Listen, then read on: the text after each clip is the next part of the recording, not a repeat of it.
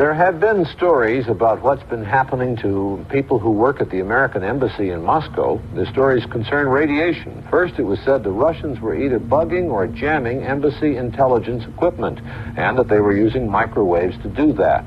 And that was getting embassy people sick. 2 American embassy employees in Moscow may be suffering from cancer of the lymph glands, and that Ambassador Walter Stessel is suffering from pernicious anemia. The Soviet Union has admitted that some radiation exists, but the government newspaper Izvestia dismissed it as ordinary, non-dangerous electromagnetic activity, possibly caused by the embassy. There is no reason to believe that those microwaves have caused any illness, but U.S. personnel are concerned over published reports that the microwaves may have caused cancer in a few cases. Soviet technicians say radioactivity levels in the U.S. Embassy are at better than safe levels. The State Department is considering taking electronic eavesdropping equipment off the Moscow embassy roof so the Russians will stop using microwaves to try to jam it. Izvestia said reports that the radiation was caused by Russian snooping devices are an invention with a foul smell. Tornadoes last night and today killed 3 persons in Arkansas.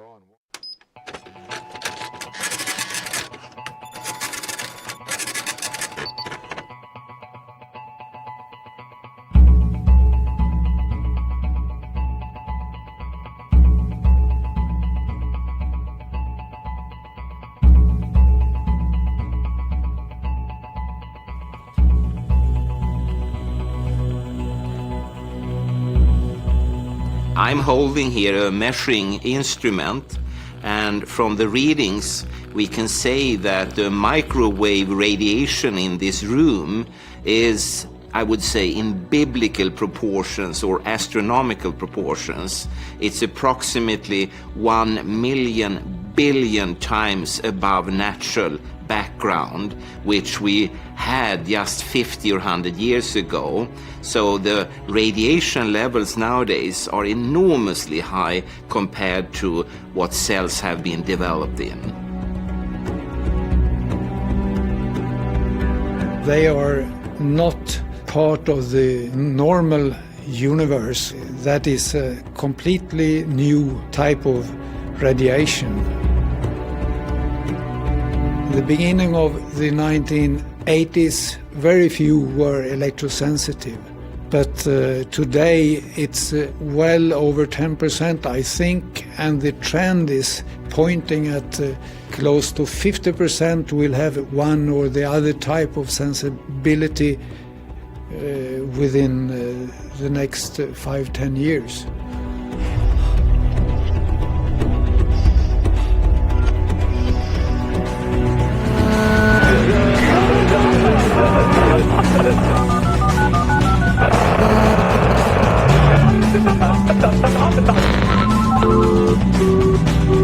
Les parlementaires conscients de ça et la commission qui défend le business. How independent are the international organizations that are supposed to protect us?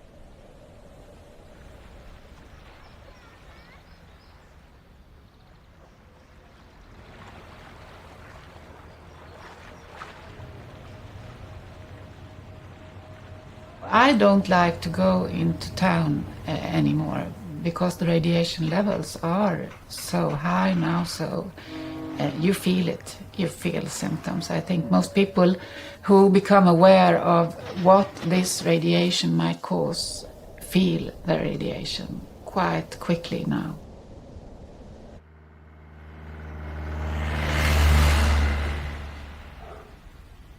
I'm a Swedish investigating journalist. I've written 2 books on the issue of mobile phone health risks. My work in this issue started in 2002 in connection with the massive rollout of 3G in Sweden. Quite immediately discovered that the information from the industry and the authorities was not true. In fact, there were already then a lot of scientific studies showing that this radiation could be a major health risk.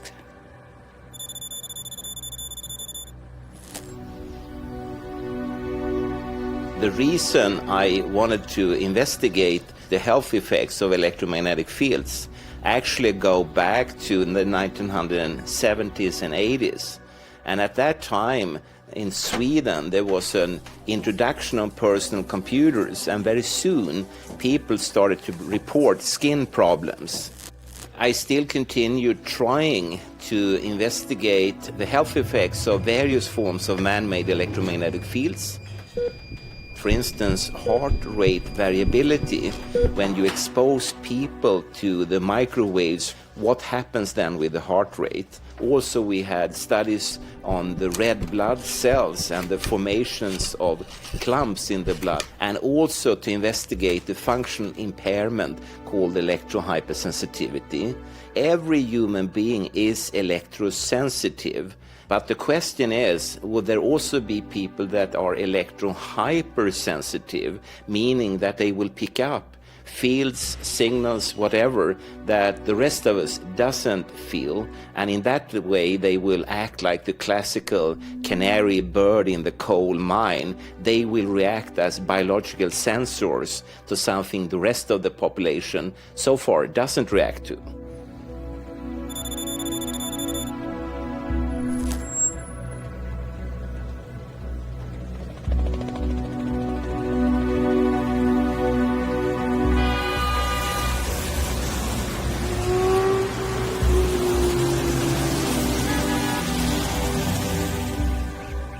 Yo he estado muchos años mal. Cuando yo empecé a tener síntomas muy fuertes, que ya distorsionaban totalmente mi posibilidad de hacer una vida normal, empecé a no tener nada de fuerza, dolores de cabeza fuertísimos, como con calambres, una sensación de permanente mal cuerpo, como ganas de vomitar.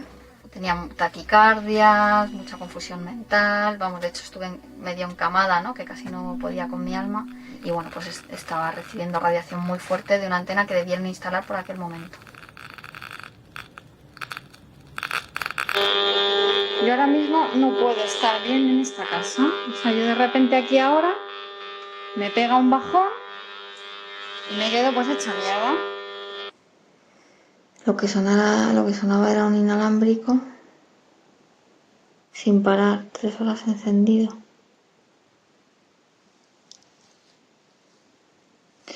No lo sé. Estoy hecha polvo, que es otra puta tarde más perdida de mi vida. Estoy harta. Ya no puedo funcionar, es que ya puedo no saber. Me preguntas cómo me llamo y no te lo puedo decir. O intento mantener una conversación y ya no entiendo. Yo escucho las palabras, pero yo no las entiendo.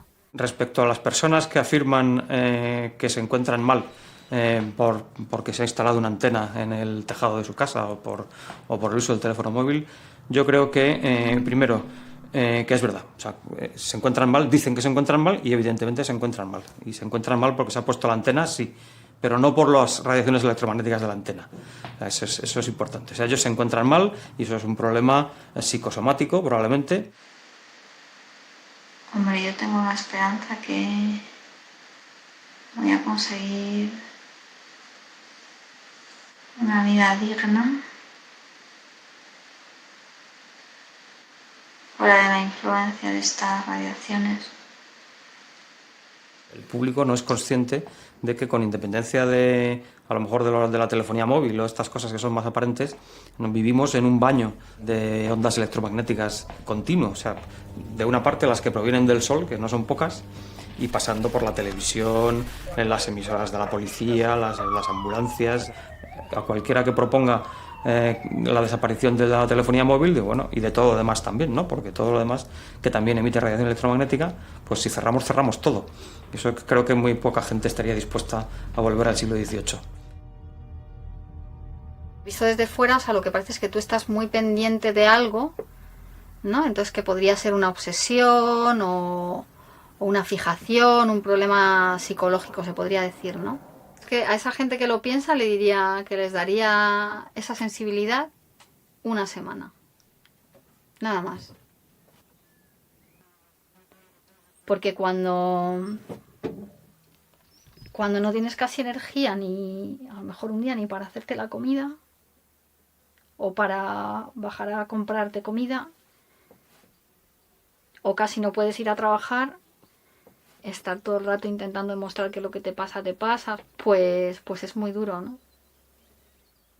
Lo que sí parece evidente es que los efectos de existir no pueden ser muy grandes. Eso está bastante claro. Todos los seres vivos viven en radiación electromagnética y estamos preparados para vivir en esas condiciones. O sea que, entonces, si alguien quisiera vivir libre de radiación electromagnética, pues no sé cómo podría hacerlo. Tendría que marcharse del planeta. Everyone nowadays, in all countries all over the world, are 24/7 whole body irradiated wherever they are.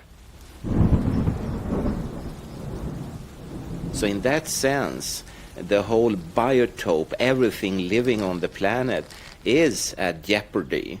They were not developed in an evolution based on microwaves.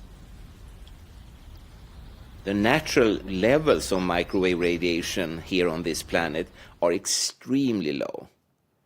And suddenly we turn a knob and start to send out, and all these signals hit your body, go through your body, and the question is it built for it? And of course it's not. These electromagnetic fields and waves and signals, they carry energy, and it's like pouring energy into any kind of biological system. You will have alterations, changes, and of course cell growth, for instance, and cell growth is the same as cancer.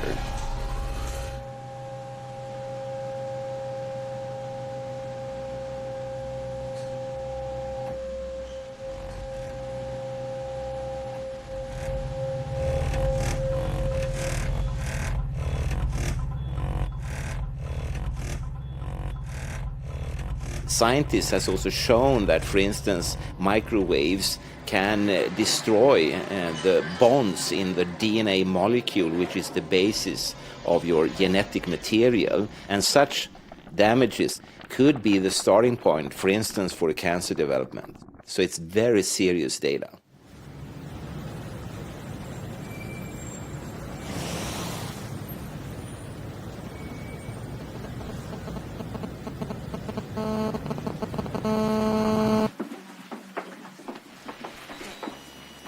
El uso prolongado durante mucho tiempo y en condiciones no apropiadas, pues puede incrementar ligeramente en un riesgo moderado a pequeño el riesgo de un determinado efecto que aún se desconoce, no sabemos. Yo quiero matizar eso. Sí, matízalo, Alejandro, porque yo no hablaría de factores de riesgo. Bueno. Hemos hablado de indicios y hemos explicado cuáles eran los indicios. De momento, como digo, no hay pruebas de nocividad. Cuando son jóvenes, no usar el teléfono móvil, por el momento. Se asume, en principio, que a esos niveles no hay riesgo. Los dispositivos de manos libres, antes del establecimiento de llamada, pues no aplicárselo en la zona del oído. No hay ningún indicio de efectos que se pueda considerar nocivos. Utilizarlo en sitios al aire libre también, en el coche lo menos posible. No hay, la física que conocemos no nos dice que eso sea nocivo, pero caramba, estamos expuestos todos, están expuestos nuestros hijos. Unfortunately, for the radio frequency fields and for the mobile phones, we are in a situation of scientific uncertainty. I'm convinced we need more research at the moment because everybody is a mobile phone user. It's children using it, it's elderly using it, sick people using it. So we have to be certain, and this demands more investigations.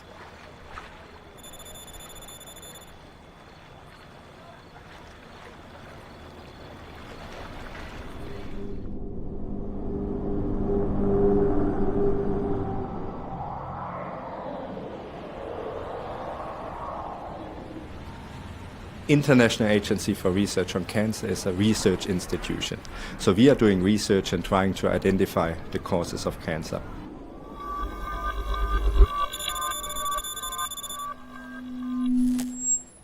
The World Health Organization is responsible for policy.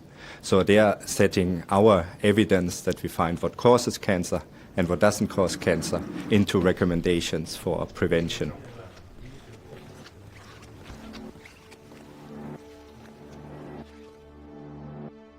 The International Commission on Non-Ionizing Radiation Protection, this is an independent panel that makes recommendations on protection guidelines for electromagnetic fields, but they are independent of both IARC and also WHO.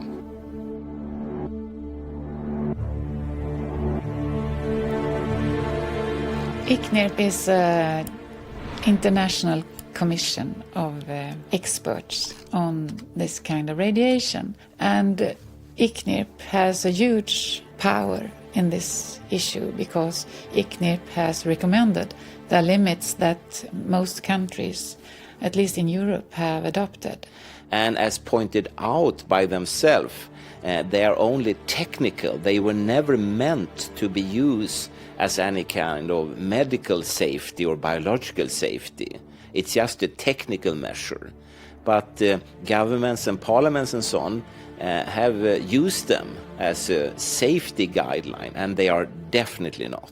And those limits are based on an old paradigm from the American military in the 50s that considered that the only effects from this radiation are thermal, when the radiation is so high that it can heat tissue.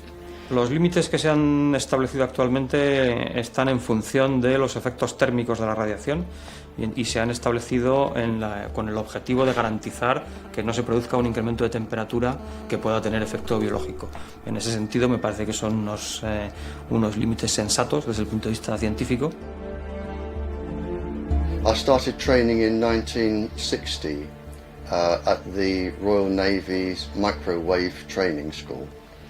And it was my specialism throughout the Royal Navy was looking at all aspects of microwave warfare. By the 60s it was mostly understood. Some of the experiments done during the Cold War that the scientists found that they could cause severe psychiatric problems by changing the pulse frequency. Imagine you are jumping on a trampoline at your own bounce level, and imagine I weigh 56 stone and I jump on the trampoline and bounce at my rhythm. You will be forced to bounce at my rhythm. That is called entrainment, and that is what goes on when microwaves go into your brain. They change your own brain waves because they are bigger and heavier. Now, depending on the pulse frequency and the power, can affect the heart's pulse rate, how the eye sees, how you hear, bad behavior. It can stop their ability to learn, how your brain will operate. All of these can be done, and they can fool doctors. With that, microwaves played a very big part in getting information during the Cold War. It was reported today that the State Department has sent a doctor to the U.S. Embassy in Moscow to see if Russian radioactive waves have caused 3 people to fall ill. If you beam microwaves at the window, my talking vibrates the glass, and the microwaves rebound back, and if you pick those up, you can understand what is being said. So the Russians microwaved the American embassy to see what secrets they were talking about. But at the same time, as the microwaves were reflecting so the Russians could hear, they were also going through, and within 18 months they found that the children had leukemia, the women had breast cancers, some of the men had cancers, and virtually the whole staff had to be changed. Tonight we have the first report of a death among American embassy employees in Moscow who were exposed to Soviet microwaves. A secretary who worked in the embassy between 1960 and 62 developed a mole on her face that later became cancerous. She died in 1968. What I realized was that some of the pulses used by the communications industry are exactly the same as the pulses which are used for microwave warfare. It's not the temperature that is a problem, it's the effects of the electromagnetic waves on our system, on our cells, and the immune system and everything.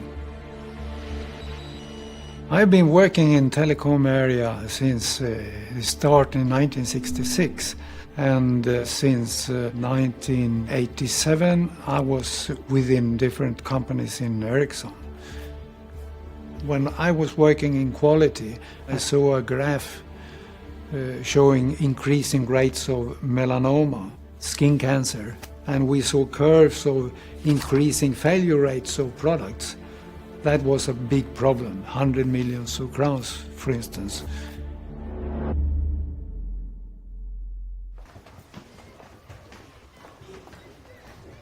Men jag som lärare märker ju också, jag har jobbat som lärare i 40 år. Jag märker att barn idag är mycket mer okoncentrerade, splittrade, svårt att fokusera, sitta stilla, svårt att bara sitta, ha tråkigt.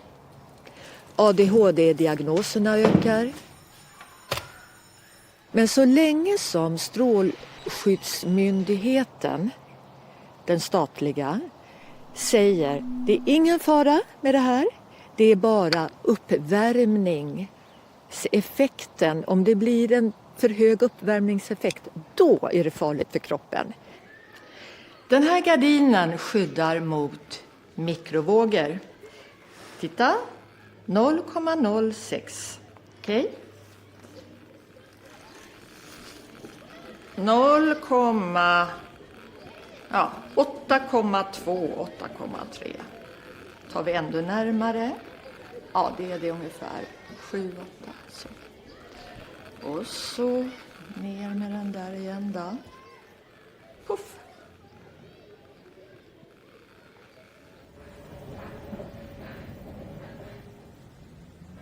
I Stockholm, då är det så många sändare överallt. Det är så mycket. Det blir som en sörja utav allting.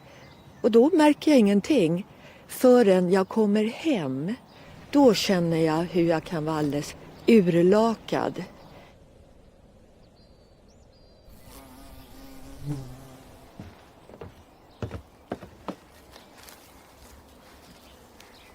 År 2003 så började jag få en väldigt konstig huvudvärk. Det liksom var som ett tryck runt om huvudet. Och jag vaknade med den, hade den hela dagen, somnade med det. Jag kände att det här är inte okej. Det här är inte okej. Någonting pågår. Nu blir det en ny fas som jag kommer in i. Och när det gäller barn, där är det väl... Det finns ju ingen som för deras talan. Och föräldrarna, de vet inte tillräckligt alltså. Så det bör göras riskbedömningar och försiktighetsprincipen bör följas. Det görs inte. Money, money, money. Det är det handlar om. Yo le regalaría un móvil a un niño sin la menor duda. Respecto a las ondas electromagnéticas no me preocupan lo más mínimo. Sinceramente, a mí no me preocupa lo más mínimo. The protection guidelines we have at the moment would protect you from any risks that we have established. But whether, for example, you should recommend unlimited use by children, that's a completely other issue. And I think even without strong scientific evidence, you should apply common sense here and say, it's a technology that we have not fully understood. It's a technology that you hold directly to the body. So we need more work on this. When we talk about the reproductive system, there are a number of studies clearly showing that male sperm cells are badly affected actually, and that they lose their movement capacity, their morphology is destroyed. But the most important study is maybe on fertility in the long-term run, where people have looked on different generations of mice and seen that in the future, after a certain number of generations, the fertility was more or less completely gone. And that is, of course, a very serious warning signal. And again, I'm surprised that no one is really paying any real attention to this. What we are now risking by microwaving the planet, we are saying we are prepared to risk all of the future generations of the world with genetic damage for today's profit margin. That is what we're risking.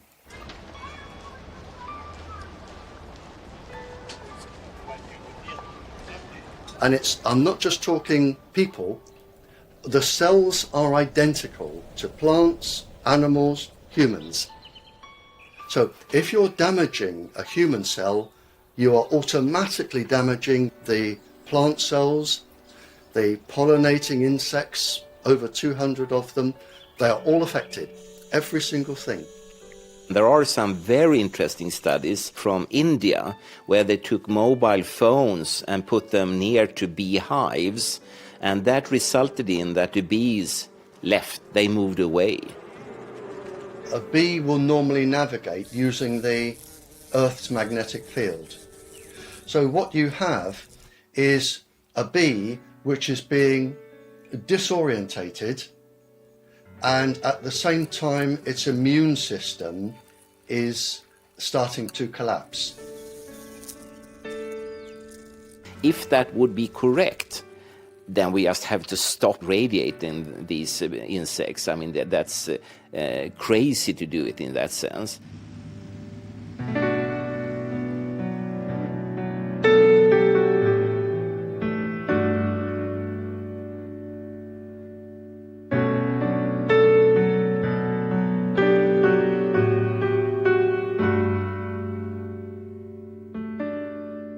Only the future will tell.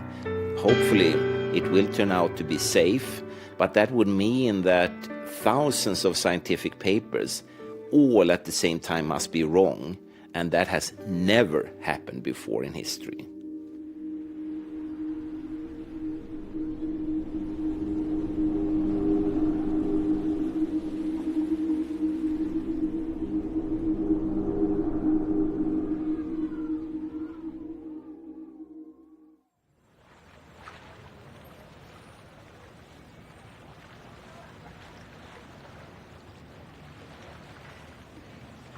Several long-term investigations started that have been going on for years. These long-term studies seems to be just a way to push the problem in front of you. Get time to make as much money as possible, not to have to take decisions today.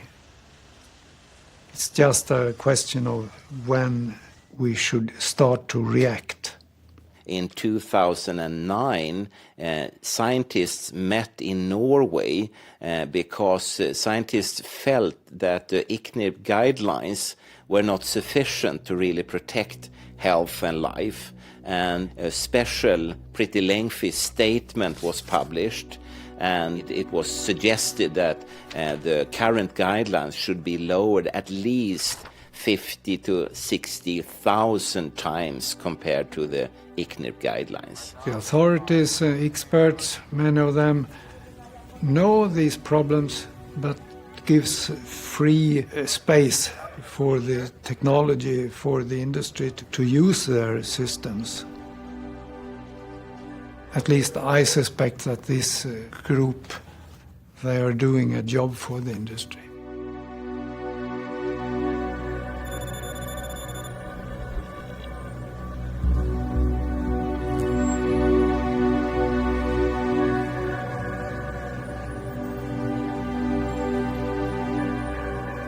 Qui appartient à l'ICNIRP? Et quand on regarde l'organigramme, on s'aperçoit que là aussi, il y a des conflits d'intérêts. La commission est trop liée au lobby. Je me suis aperçu que les experts qui disaient que c'était pas dangereux, souvent étaient financés par les opérateurs de téléphonie mobile. Et donc les normes qu'ils élaborent, elles sont en concordance avec ce que peut faire l'industriel à un moment donné. Ça n'émet pas des recommandations pour dire le risque c'est 0. Ça émet des recommandations qui jouent sur on accepte tant de cancers, tant envoyés de morts par rapport à d'autres industries, et donc c'est ce qu'on appelle un risque acceptable. An admittance that those limits from ICNIRP has been too high and that there are health risks below those limits is a serious threat also to this industry. There are lots of money that have been invested in this system. Thousands of billions of euros. The consequences to drastically just forbid, for instance, mobile phones would be drastic. Il y a tellement d'argent en jeu que l'information, c'était de dire il n'y a pas de danger pour la population. Il n'y a aucun souci sur la santé.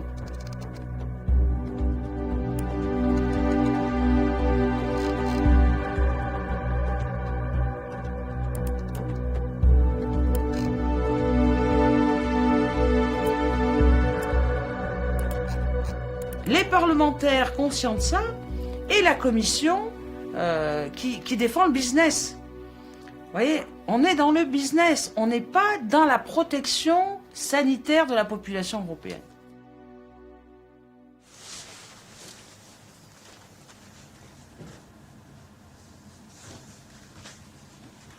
He apantallado mi casa. Mis vecinos han quitado cosas que han podido ir quitando, ¿no? Pero cada vez la gente tiene más cosas inalámbricas, que luego me afecta el sueño, que ya por la noche no duermo, que ya al día siguiente estoy hecha polvo, y así ya es diario. O sea, en una ciudad no puedo estar, porque yo no puedo circular por la ciudad de manera normal, y tampoco puedo estar en mi casa 100% bien.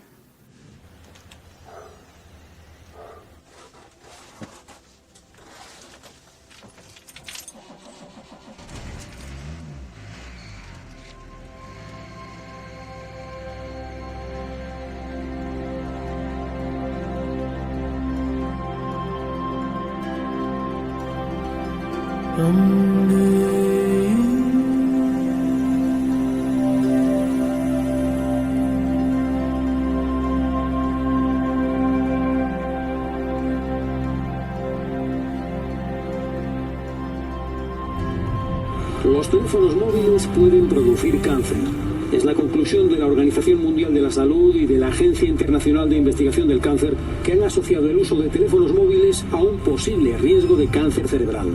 Anunciaron en Lyon que los campos electromagnéticos generados por las radiofrecuencias de los teléfonos se consideran posiblemente carcinogénicos para los humanos. Scientists from 14 countries have reversed those years of reassurance. Le fait que l'OMS ait remonté, si vous voulez, le niveau pour dire c'est possiblement cancérigène, au même titre que le bisphénol, que les gaz d'échappement ou que d'autres polluants, ça montre qu'il y a un vrai risque de cancer. Está clasificada en la misma categoría que el café. El café es también potencialmente cancerígeno. O sea, eso quiere decir que hay algún estudio en los cuales se ha sugerido la potencialidad de efecto nocivo y por tanto no se puede catalogar como absolutamente seguro. The classification of a possible carcinogen is the weakest scientific evidence we have. So in the future, with new scientific evidence, it can change in either direction. The general pattern, I would say, for such warning signals is that they start at a low level and then they move upwards. So most likely in a few years' time, there will have been more data collected and we will probably see an increase in the importance of these cancer classifications. Hopefully, I'm wrong. Hopefully it will go in the other direction. It will turn out to be without any risk. But I would be a little bit surprised then. The World Health Organization changed the cancer classification mostly due to studies showing increased risk of brain tumors from mobile telephone use. Those studies were made by Lennart Ardell from the Örebro University in Sweden. And also the Interphone study, the World Health Organization 13-country study that also showed increased risk for brain tumors of mobile phones.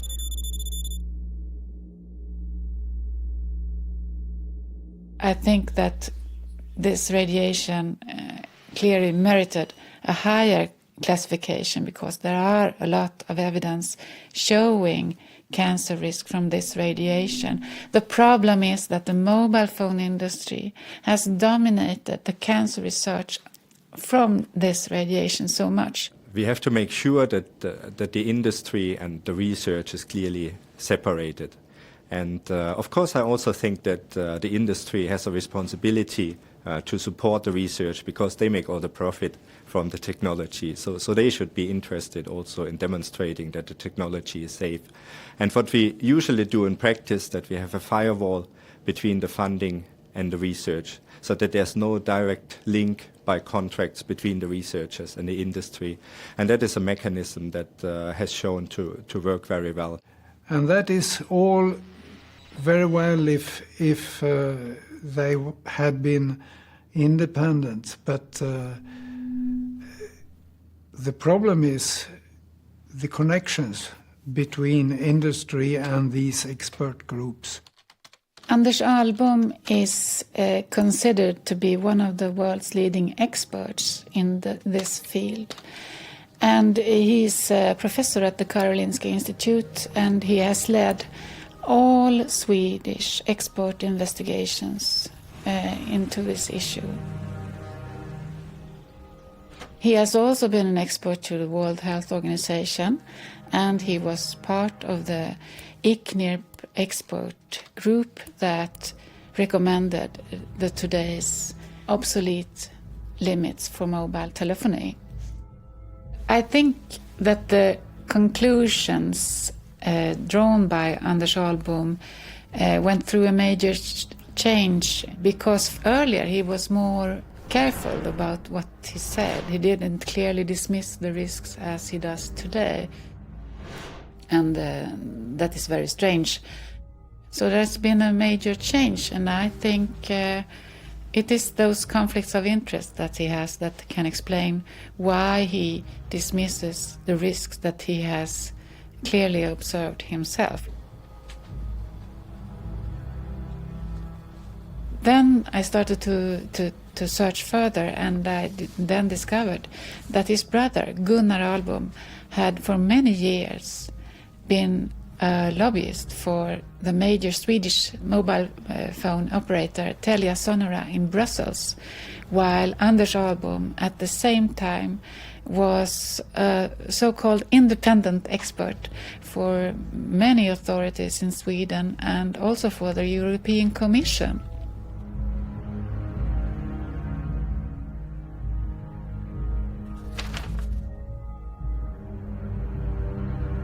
Well, the article about the conflict of interest of Anders Ahlbom led to his non-participation in this expert evaluation of the cancer risks. And after that, the mobile phone radiation was classified as possibly carcinogenic, which probably would not have been the case if Anders Ahlbom would have been on this expert group. Je m'aperçois qu'il y a deux discours. Il y a le discours des scientifiques indépendants qui disent oui, on a fait des études, il y a des études partout maintenant sur le plan international, et le groupe de travail qui donne des conseils à la Commission européenne, c'est des gens qui utilisent l'argent européen pour leur laboratoire, qui font des études assez critiquables et qui sont du genre mais on n'a pas assez d'études, il faut encore continuer. C'est-à-dire qu'ils gagnent du temps sur le dos de l'Europe. Et ils utilisent l'argent européen pour faire des études qui sont, je trouve, pas de très bon niveau. And it turns out that if you read a study, anyone on random that say that these techniques are safe, they are approximately 4 times more often financed by the industry as compared to studies saying there is a health effect, which I think is very sad in the sense that already when they were started, they had lost a lot of their credibility. A couple of months after the cancer classification at the International Agency for Research on Cancer, Anders Ahlbom's colleague Maria Feisting at the Karolinska Institute presented a study was claimed to be the first study on mobile phone use and brain tumor risk for children. It is the Cephalo study, and it's a study design that we call a case control study. That was conducted in 4 countries, Denmark, Sweden, Norway and Switzerland.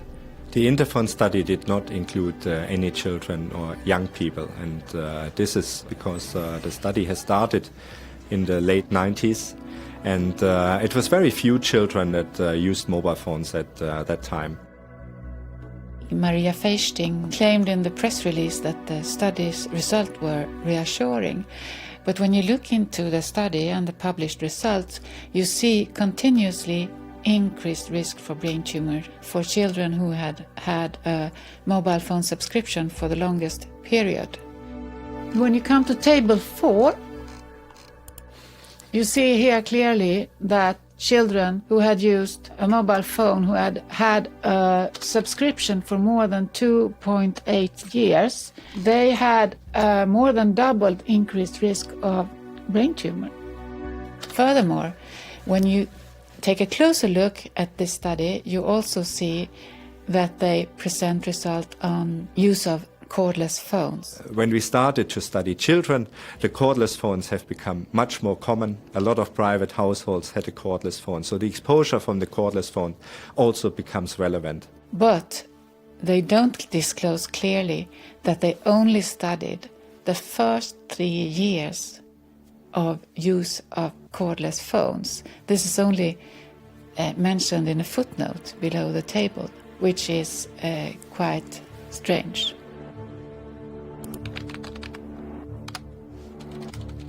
I asked Maria Feisting if she could send me a copy of the questionnaire that they used in the Cephalo study. She refused. And then I turned to the ethical board, because I know that the ethical board at the Karolinska has to accept the study design, including the questionnaire. And I received the questionnaire, a draft questionnaire of the Cephalo from the ethical board, and it appeared that they didn't include the strange restriction of usage of cordless phones to only the first 3 years the child used it. This study is clearly manipulated. You can't imagine any serious scientist asking for only the first 3 years of use.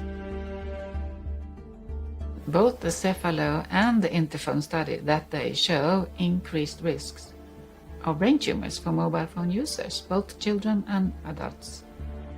So the results in the study, when you read them, they show something totally different than what is communicated to the broad public.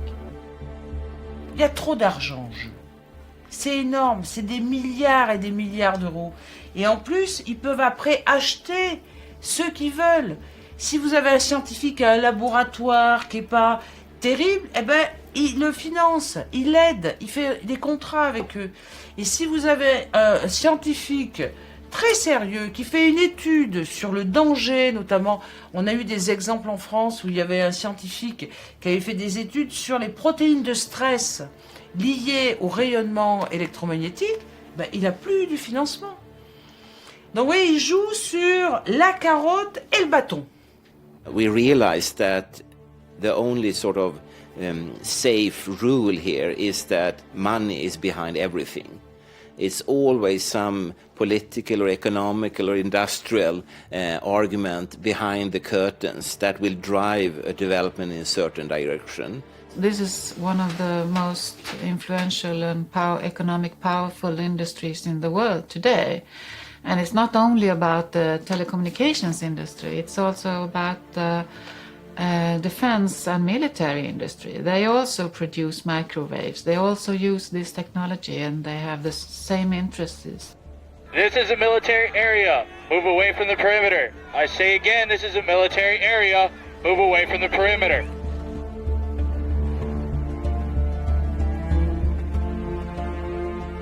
This industry gives the most to governments than any other industry on the planet. It can help the government secret services.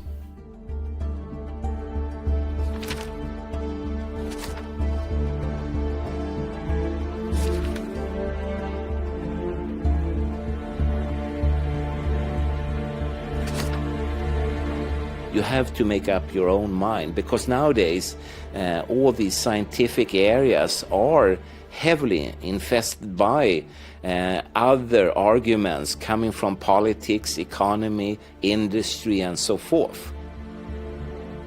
So don't trust us, trust yourself.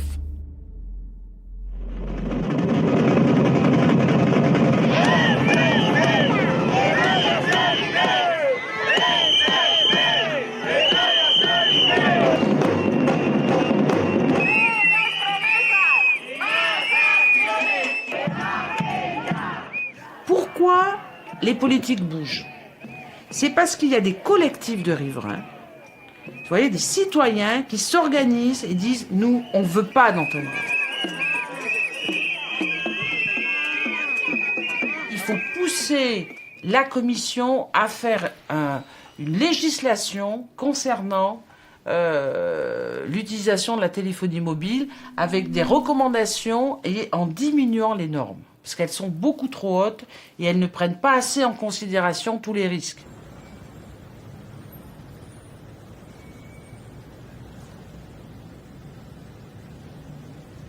Il faut appliquer, je dirais, normalement dans tous les cas, le principe de précaution, lorsqu'il y a ce risque qui peut conduire à des dommages irréversibles.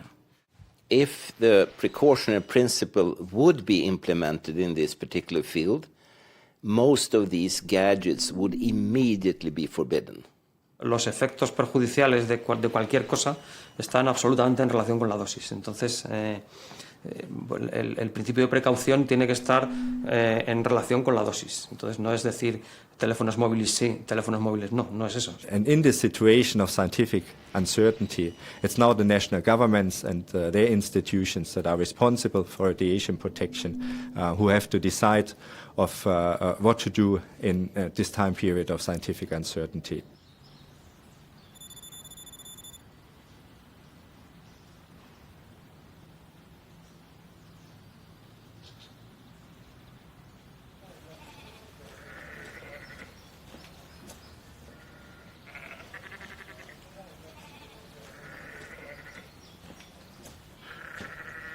As long as this health issue is off the agenda, it's very difficult indeed to get any serious action taken by the courts. The courts really are not interested because they say the International Commission on Non-Ionising Radiation Protection says there's not a problem.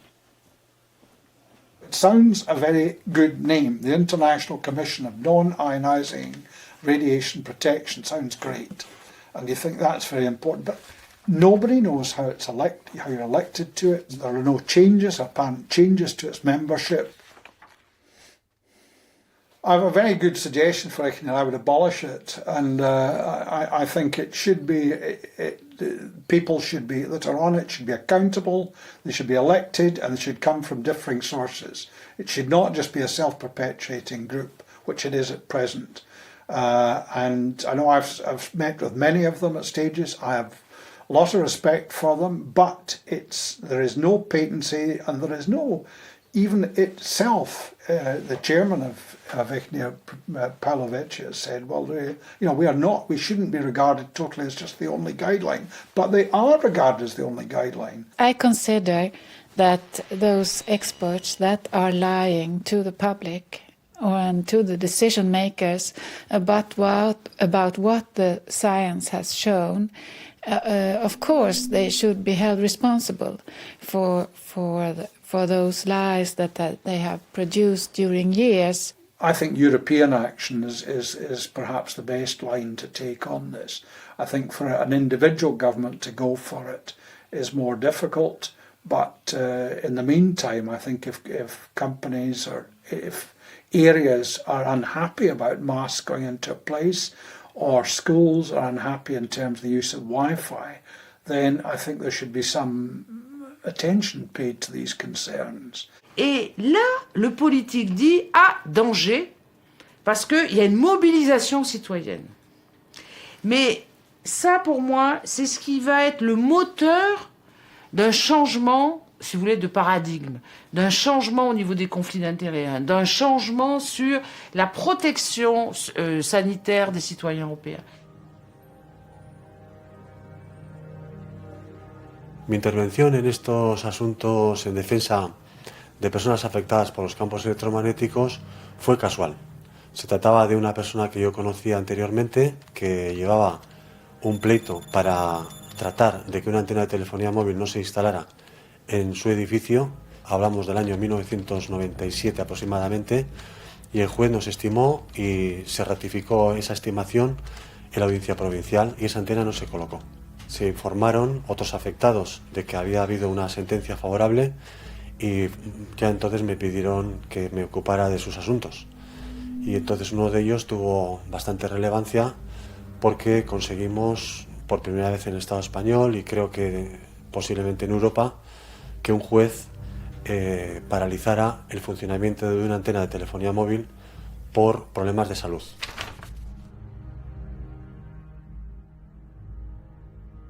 La defensa que realizan las compañías es negarlo todo en cuanto a afecciones.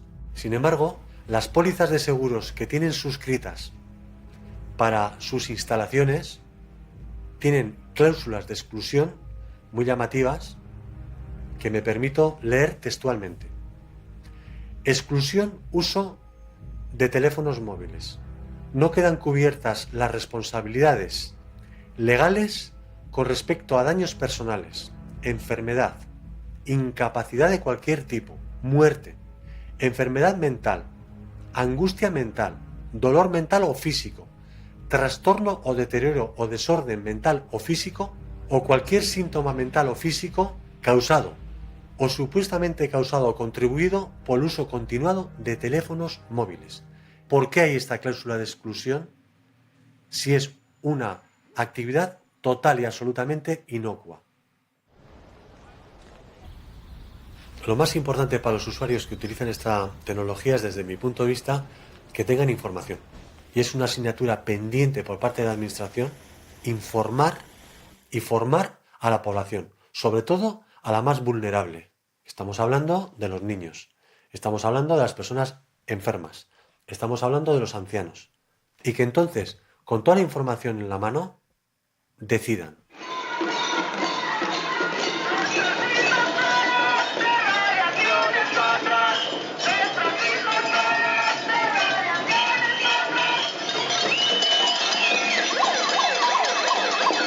Runt om i Europa så vaknar det hela. Frankrike, biblioteken i Paris som tog bort wifi och master som rivs i Spanien och Israel och många länder börjar nu, och det skrivs om det och det tas upp. Wheeler's lying. Americans are dying. My own husband has a malignant glioma.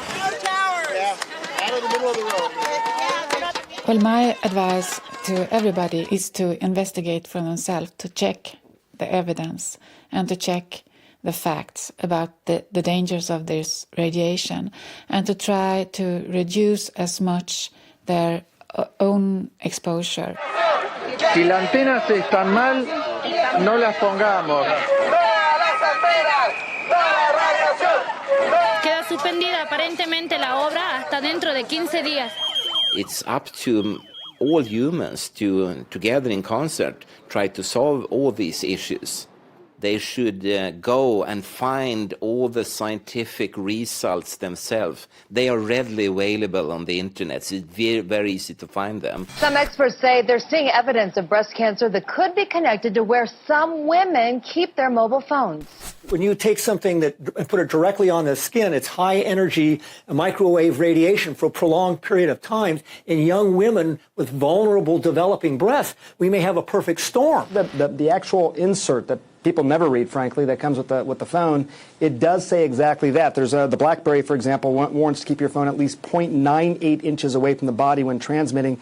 If you move it closer to your head, they say they can no longer guarantee that your phone isn't emitting more radiation than the FCC limit. For every millimeter away from the brain, you get a 15% reduction in radiation to the body. They should read, they should think, they should extract the necessary information, they should mold it together to a decision boiling down to their own private person.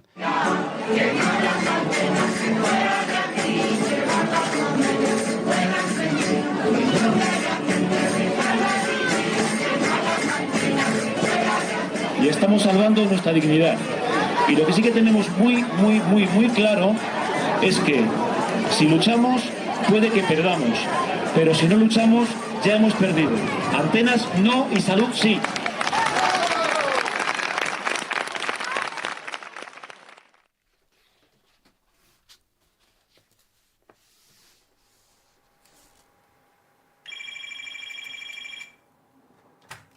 Sí, el informe pericial creo que está ya listo.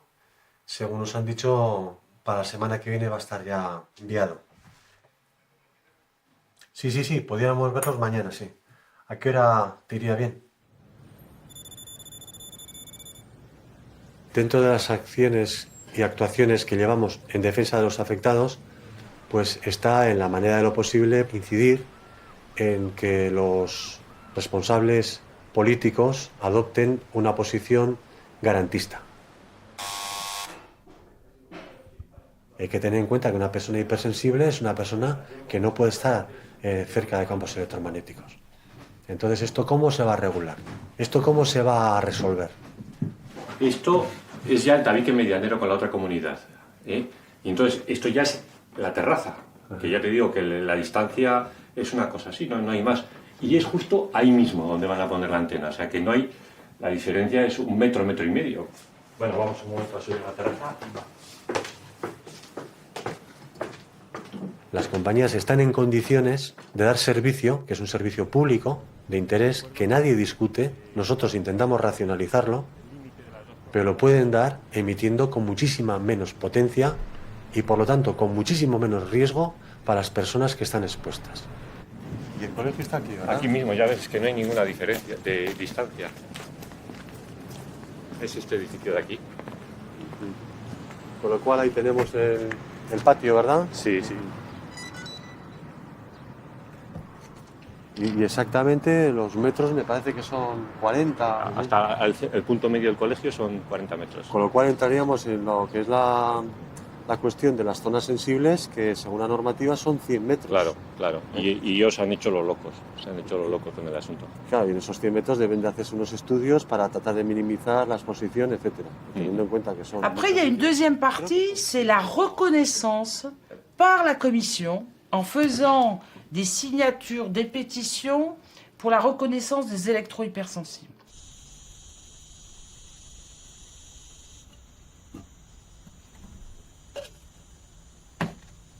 Quand vous avez le contact direct avec des gens qui souffrent, des gens qui ne supportent pas, par exemple, la proximité d'une antenne relais, quand vous avez des gens qui deviennent électro-hypersensibles, qui ont vraiment des souffrances incroyables, et qu'à côté, vous avez une administration qui dit « ça n'existe pas ».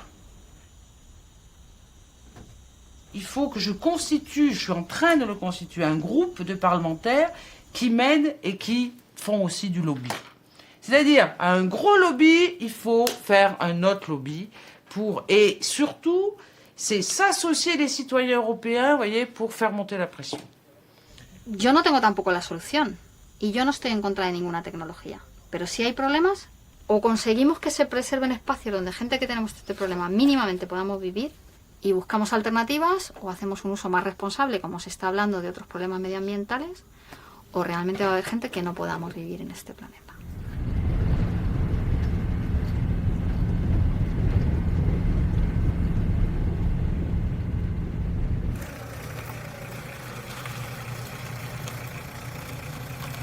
The first recognition of electrohypersensitivity in Sweden was in 2000. These people with electrohypersensitivity started to get governmental money, governmental funds to run their different organizations and so forth. Hallå? Okej. Ja. Claro, porque luego este problema de salud también es caro. Necesitas cosas que cuestan mucho dinero, ¿no? O bien de medicinas que no te cubre la seguridad social, complementos alimenticios o vitaminas o tal, o telas que yo utilizo para protegerme y así, ¿no? Mikrovågorna här, de kommer in annars. A nivel económico es un gasto importante, ¿no? De sista åren. Och min tro är att det har börjat bli mer hotfullt för telekombranschen. Det kommer upp rapporter från Indien, från Kina och på många ställen nu att det här existerar. This particular group has been extremely badly treated, and they have been neglected and still are in most countries. And at many times they have been really harassed. Och man i de stora dagstidningen, Sveriges stora dagstidning, där är det verkligen, går de hårt åt elöverkänsliga så att det ska spridas. Så att det blir något löjeväckande över de där foliehattarna. Och jag tror att det är ett symptom för nu, om man säger, innan det hela kommer att spricka. Nu är de desperata. Close to 50% will have one or the other type of sensibility within the next 5-10 years. So we will see. If we get over 50% sensitive, then we can start doing something.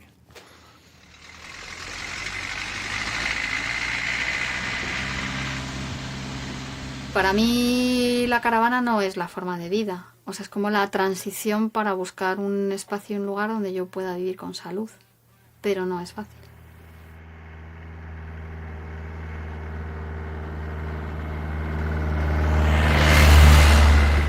Me gustaría que como persona me vieran como una persona normal, porque yo me siento una persona normal. También desearía que la gente pensara que es una discapacidad real.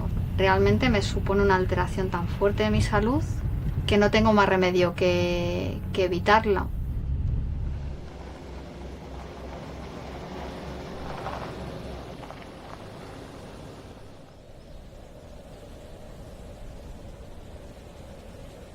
Si a mí me dicen que yo tengo que vivir todo el tiempo bajo el efecto que a mí me producen estas radiaciones, yo no lo podría soportar. Yo preferiría morirme. Yo tengo ganas de vivir y estoy luchando por eso.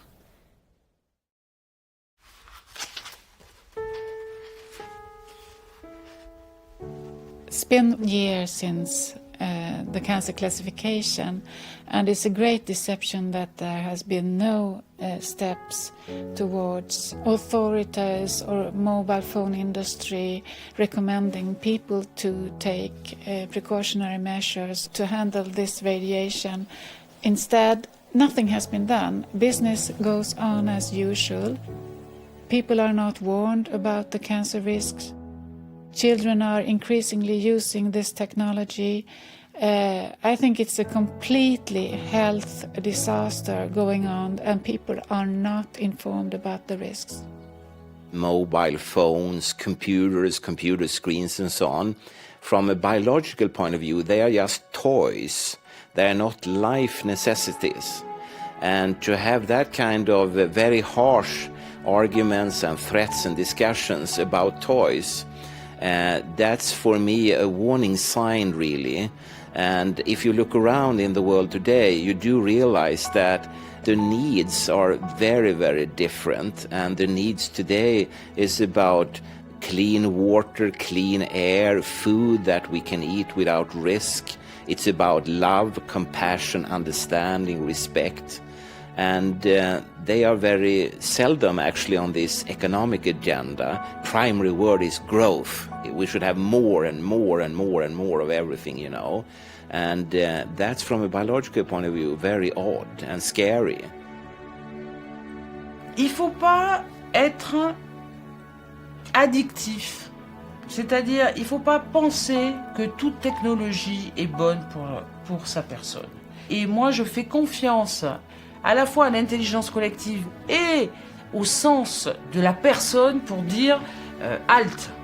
On n'est pas d'accord pour aller dans cette voie qui nous fait devenir des robots, voyez, par rapport à des gens qui nous manipulent. Och sen gå inte på att du blir lyckligare om du hela tiden skaffar dig mer och mer prylar. Du blir inte lyckligare. My advice to those interested in this is simply don't use your phone too much. I have a mobile phone myself, and I'm using it most to take pictures because it's a good camera on it. Donc, c'est ensemble, si j'avais un message à dire, c'est ensemble, tous les gens qui sont sur le plan européen, que ce soit les Espagnols, les Italiens, les Français, etc., eh ben, il faut qu'on reprenne le pouvoir sur des gens qui veulent nous dicter leurs priorités. Voilà. If one wants to be really safe, then one has to go back to natural background levels. Which were around like for 10, 20, 30, 40, 50 years ago. You can have solutions that are not dependent on radiation. And maybe in the future, if you come back in 100 years' time, then we will have a completely other society where the progress has meant stepping backwards. And stepping backwards for life.